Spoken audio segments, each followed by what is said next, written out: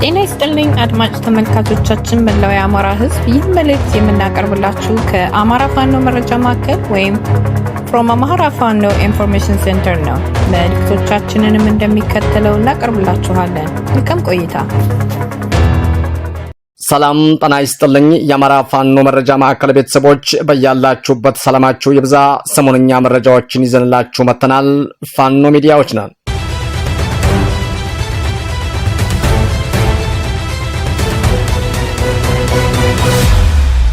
ከአማራ ፋኖ መረጃ ማዕከል የዕለቱን አንኳር የዜና ርዕሶችን በማስቀደም የዕለቱን ዜና እናሰማለን። ዕለተ ሰኞ ነሐሴ 18 2018 ዓ.ም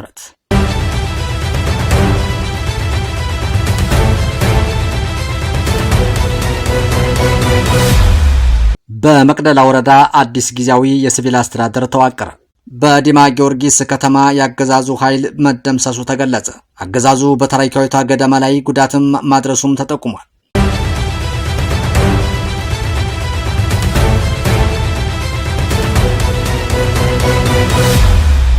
በደብረ ታቦር አካባቢ በተደረገ የ3 ቀናት ውጊያም ያገዛዙ ሰራዊት ሙከራ መክሸፉና ከፍተኛ ጉዳት እንደደረሰበት የአማራ ፋኖ አንደኛ ኮር አስታወቀ።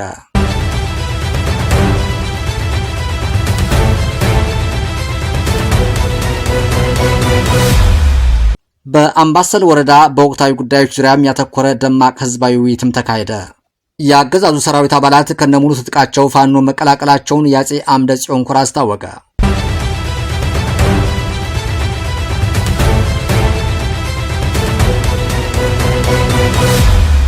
ውድ የአማራ ፋኖ መረጃ ማዕከል አድማጮቻችንና ተመልካቾቻችን የዕለቱን ዝርዝር ዜናዎች በሚከተለው መልኩ ስለሚቀርቡ እንድትከታተሉን እንጋብዛለን።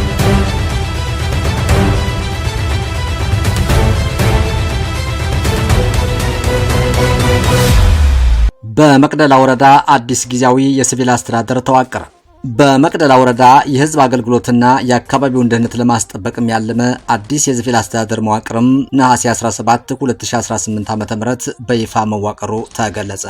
የአስተዳደር መዋቅሩ የተዘረጋው የአማራ ፋኖ ብሔራዊ ንቅናቄ ምኒልክ ዕዝ አንደኛ ዕዝ ከፍተኛ አመራሮች በተገኙበት ሲሆን በስነ ስርዓቱም ላይ የምኒልክ አንደኛ ዕዝ ምክትል አደረጃጀት ዘርፍ ኃላፊ አርበኛ ሲሳይ ሳተናው፣ የድርጅት ጽህፈት ቤት ምክትል ኃላፊ አርበኛ ቃላብ ወርቅየና የምኒልክ አንደኛ ዕዝ ምክትል ህግና ስነ ስርዓት ኃላፊም አርበኛ አብዱ አያሌው መገኘታቸው ተመልክቷል።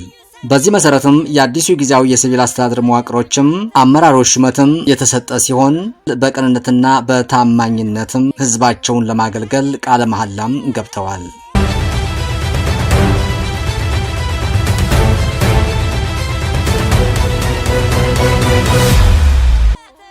በዲማ ጊዮርጊስ ከተማ ያገዛዙ ኃይል መደምሰሱ ተገለጸ። አገዛዙ በታሪካዊቷ ገደማ ላይ ጉዳትም ማድረሱም ተጠቁሟል። በምስራቅ ጎጃም ዞን በእነማይ ወረዳ በሚገኙ ታላቁ ዲማ ጊዮርጊስና አካባቢው ከባድ ውጊያ መካሄዱና በአገዛዙ ሰራዊት ላይም ከፍተኛ ጉዳት መድረሱን የአማራ ፋኖ ብሔራዊ ንቅናቄ ሁለተኛ ቴዎድሮስ ዕዝ 201ኛ ኮር 64ኛ ክፍለ ጦር አስታወቀ። ክፍለ ጦሩ ነሐሴ 17 2018 ዓ.ም ባወጣው መግለጫ እንዳመላከተው በአካባቢው የተንቀሳቀሱት ያገዛዙ ኃይልም ነሐሴ 10 2018 ዓ.ም ከጧቱ 12 ሰዓት ከ30 እስከ ምሽት 12 ሰዓት ድረስም በተካሄደው ቀኑን ሙሉ የዘለቀ ውጊያም ሙሉ በሙሉ መመከቱንም ገልጸዋል። በውጊያው ወቅትም የተገኙ የድል ውጤቶችም የተማረከ መሳሪያ 18 ክላሽንኮቭ ጠመንጃዎች፣ የመከላከያ ሰራዊት ጉዳትም ከ105 በላይ አባላት መደምሰሳቸውና መቁሰላቸው፣ የአድማ በተና ኃይልም ከ12 በላይ አባላትም መደምሰሳቸውና መቁሰላቸው፣ የፖሊስና ሚኒሻ 21 የተደመሰሱ ሲሆን 24 ያህሉ ደግሞ ከባድና ቀላል ጉዳትም አስተናግደዋል። በተጨማሪም በደብረ ወርቅ ከተማ የተቀበሩት የፖሊስና ሚኒሻ አባላትም ስም ዝርዝራቸውም ይፋ የተደረገ ሲሆን ከ11 በላይ ስማቸው ያልታወቁ ሚኒሻዎች በህፃናት መድኃኔዓለም ቤተክርስቲያን መቀበራቸውንም ተመልክተዋል። በሌላ በኩል የአገዛዙ ሰራዊት ዲማ ከተማን ለመቆጣጠር ያደረገው 8 የማጥቃት ሙከራም በመክሸፉ ምክንያት ደብረ ወርቅና ከሰቀላ ቀበሌ በቡድንና በከባድ መሳሪያም በኤም107ን ጨምሮ አቅጣጫ አልባ ድብደባ ማካሄዱም ተገልጿል። በእነዚህ የከባድ መሳሪያ ድብደባዎች ምክንያትም የዲማ የመጀመሪያ ደረጃ ትምህርት ቤት፣ ንግድ ተቋማትና የሆቴል መገልገያዎችም፣ የአርሶ አደሮች የአፈር ማዳበሪያና ታሪካዊው የዲማ ቅዱስ ጊዮርጊስ ገዳም ሙዚየም፣ መነኮሳትና ምዕመናን ላይ ከፍተኛ ጉዳት መድረሱንም ተጠቅሷል። የክፍለ ጦሩ መግለጫ አክሎ እንዳመላከተው አገዛዙ በዲማ ጊዮርጊስ ገዳም፣ በዲማ ከተማና ደብረ ጽሞና አካባቢ በነዋሪዎች ላይ የፈጸማቸውን ጉዳቶች በተጨባጭ ማስረጃ አስደግፎ በቅርቡ ይፋ እንደሚያደርግም አስታውቋል።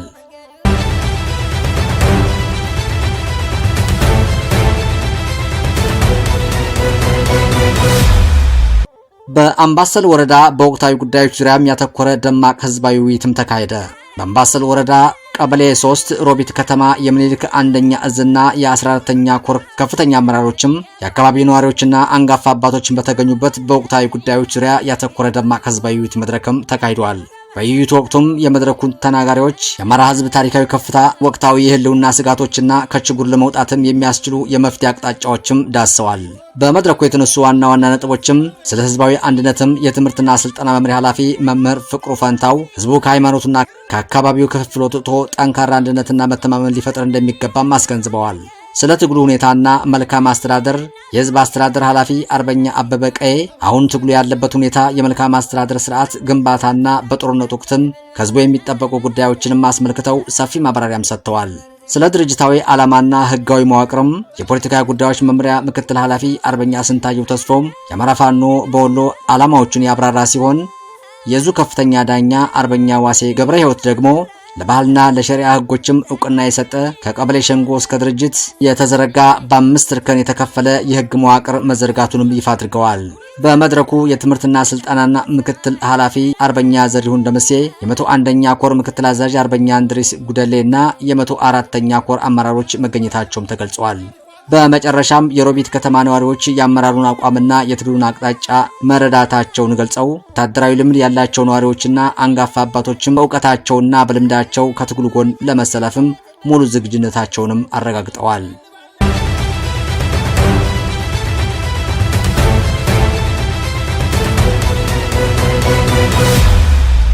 በደብረ ታቦር አካባቢ በተደረገ የ3 ቀናት ውጊያም የአገዛዙ ሰራዊት ሙከራ መክሸፉና ከፍተኛ ጉዳት እንደደረሰበት የአማራ ፋኖ አንደኛ ኮር አስታወቀ። በደብረ ታቦር በገናና በማህበረ ማርያም አቅጣጫ ለ3 ተከታታይ ቀናት ሲካሄድ በሰነበተበት እልህ አስጨራሽ አውደ ውጊያም የአገዛዙ ሰራዊት ስምሪት መክሸፉና ከፍተኛ የሰውና የቁሳቁስ ጉዳት አስተናግዶ ማፈግፈጉንም የሜጀር ጀነራል ውባንታ ባተ አንደኛ ኮር ገለጸ።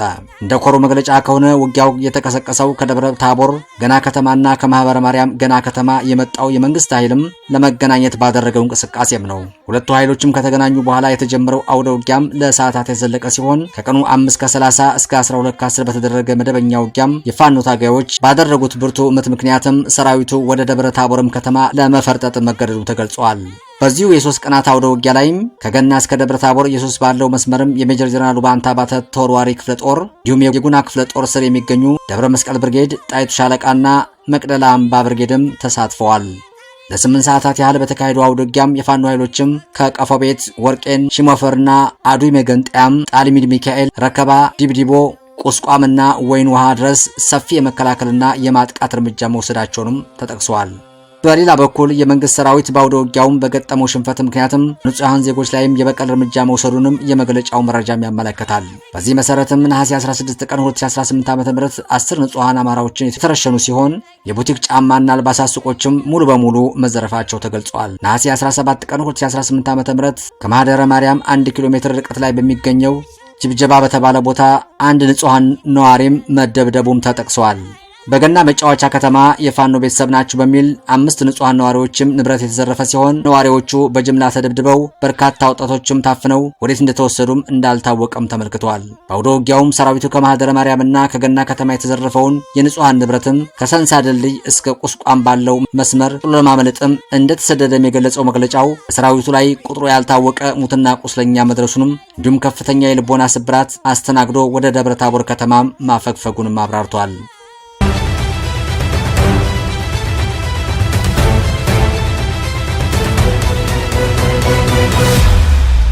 በራያ ቆቦ በአስገዳጅ ወታደራዊ ምልመላ ምክንያትም የ5 ወጣቶች ህይወትም አለፈ።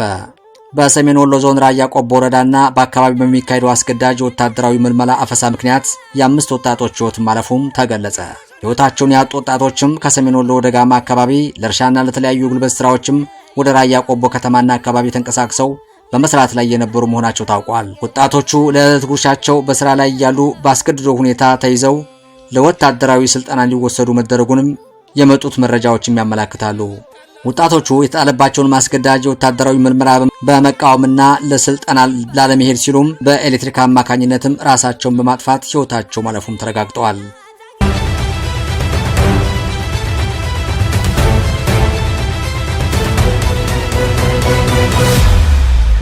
የአገዛዙ ሰራዊት አባላት ከነሙሉ ትጥቃቸው ፋኖ መቀላቀላቸውን የአፄ አምደ ጽዮን ኮር አስታወቀ። በአገዛዙ ሰራዊት ውስጥም የሚገኙ ወታደሮችም እየደረሰ ያለውን ግፍ በመቃወም ከነሙሉ ትጥቃቸው የፋኖን ኃይል መቀላቀላቸውንም የአፄ አምደ ጽዮን ኮር ሚዲያና ኮሙኒኬሽን ክፍል ማስታወቀ። እንደ ኮሩ መግለጫ ከሆነም የአማራ ፋኖ ብሔራዊ ንቅናቄ አሳምነው 5ኛ እዝ የአፄ አምደ ጽዮን ኮር ንጉሥ ሳህለ ሥላሴ ክፍለ ጦር አባላት ከሰራዊቱ የሚከዱ ወታደሮችን በሞቅ ያለ ሁኔታም የመቀበል ሂደታቸውንም አጠናክረው ቀጥለውበታል። የአገዛዙ ሰራዊት እየተዳከመ መምጣቱንም የተረዱ የ112ኛ አየር ወለድ ክፍለ ጦር አባላትም በየቀኑ ከነሙሉ ትጥቃቸውን ፋኖን እየተቀላቀሉ እንደሚገኙም ገልጸዋል። በቅርቡ ክፍለ ጦሩን የተቀላቀሉትም አባላትና ያመጧቸው ወታደራዊ ቁሳቁሶችም 10 አለቃ አለሙ ግዛው 2 AK-103 ክላሽንኮቭ 250 ተተኳሽ 6 ካዝናና 1 የደረት ትጥቅ፣ መሰረታዊ ወታደር ኡመር መርሻ 1 AK-103 ክላሽንኮቭ 300 ተኳሽ 5 ካዝና 2 F1 ቦምብ 1 የደረት ትጥቅና 1 የወታደራዊ ቦርሳ፣ መሰረታዊ ወታደር ልደቱ ተፈሪ 1 AK-103 ክላሽንኮቭ 90 ተኳሽ 5 ካዝና 2 F1 ቦምብ 1 የደረት ትጥቅና 1 የወታደራዊ ቦርሳ፣ መሰረታዊ ወታደር ፉአድ ከማል 1 AK-103 ክላሽንኮቭ 400 ተኳሽ 5 ካዝና 2 F1 ቦምብና 1 የደረት ትጥቅ፣ መሰረታዊ ወታደር ብሩክ ዮሐንስ 1 AK-103 ክላሽንኮቭ 332 ተተኳሽ 5 ካዝና 2 F1 ቦምብና 1 የደረት ትጥቅ፣ አቶ ደቁሴ ሺዱላ ሚኒሻ የጓዱን መሳሪያ በመንጠቅ 1 ባለ 2 እግር ክላሽ 30 ተተኳሽና 1 ካዝና በመያዝ አፄ ምኒልክ ክፍለ ጦርን ተቀላቅለዋል። በአጠቃላይ በዚህ ዙር በተደረገው የተቀላቀሉ አባላትም እንቅስቃሴም 7 የክላሽንኮቭ ጠመንጃዎችም 1400 ተተኳሽ ጥይቶችም 27 ካዝናዎች 8 F1 ቦምቦችን 5 የደረት ትጥቆችና 2 የወታደራዊ ቦርሳዎች በንጉሥ ሳህለ ሥላሴ ክፍለ ጦር እጅ መግባታቸውም ተረጋግጧል። ክፍለ ጦሩ አሁንም በሰራዊቱ ውስጥም የሚገኙ ሌሎች አባላትም የእነዚህን ወታደሮችም አርአያ በመከተልም ሕይወታቸው እንዲታደጉና ህዝባዊ ትግሉንም እንዲቀላቀሉም ጥሪ አቅርበዋል። ሰሞነኛ መረጃዎቻችን እነዚህ ነበሩ። የአማራ የህልውና ተጋድሎ ተጠናክሮ ይቀጥላል። ቸርን ሰንብት። በድጋሚ የአማራ ፋኖ መረጃ ማዕከል ቤተሰቦች በቀረበላችሁ መረጃዎች ላይ ሀሳብ አስተያየት እንድትሰጡ በትህትና እንጠይቃለን። ሰናይ ጊዜ እንዲሆንላችሁ እንመኛለን። በተጨማሪ ላይክ፣ ሼር፣ ኮሜንት፣ ሰብስክራይብ እንድታደርጉልን በትህትና እንጠይቃለን። አመሰግናለሁ።